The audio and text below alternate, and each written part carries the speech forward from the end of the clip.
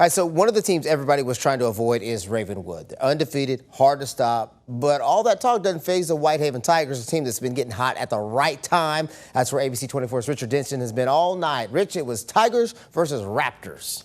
Yeah, Ruben, when it comes to the playoffs lately, Ravenwood just seems to have Whitehaven's number, but you never know.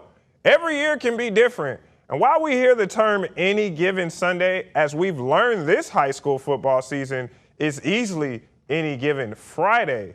A lot at stake in tonight's matchup. Ravenwood looking to get back to the semis, and Whitehaven looking to defend home turf and keep the playoffs rolling here in the Mid-South. The first quarter was a defensive chess match, to say the least. Neither team gave an inch. Ravenwood had the ball in the red zone, but Whitehaven made a big stop on fourth down to keep things even.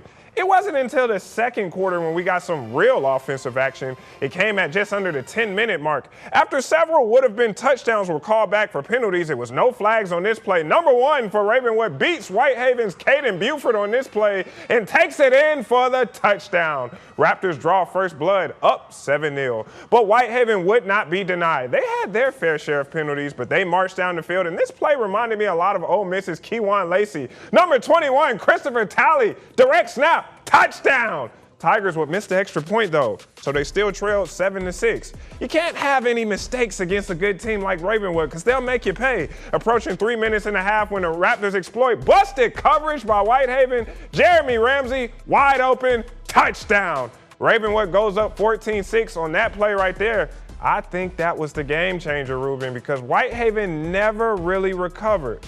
They trailed 17-6 at halftime and went on to fall again to the Raptors. Your final from Whitehaven Stadium, Ravenwood 20, Whitehaven 12. Tigers finished the season with a 7-5 record. It was their deepest season since 2019. Just couldn't quite get it done. All right, let's take a look at some of the other scores around the area, and some of these are going to shock you, to say the least. Take a look at this Melrose score.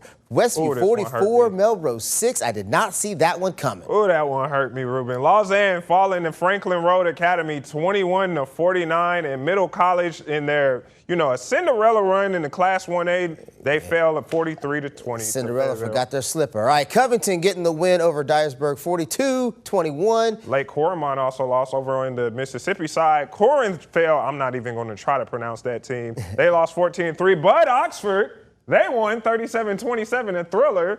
And you know what's going on in Oxford? Yeah. You see, like, the connective tissue. Apparently Knox is playing all right, even with his pops not knowing if he's going to stay or not. But we hadn't got to that yet. So we entered tonight, Ruben, with 11 teams in the playoffs across the Mid-South. And now we're down to just 3. 2 in Tennessee, 1 in Mississippi. Yeah, so, well, we're almost done with that.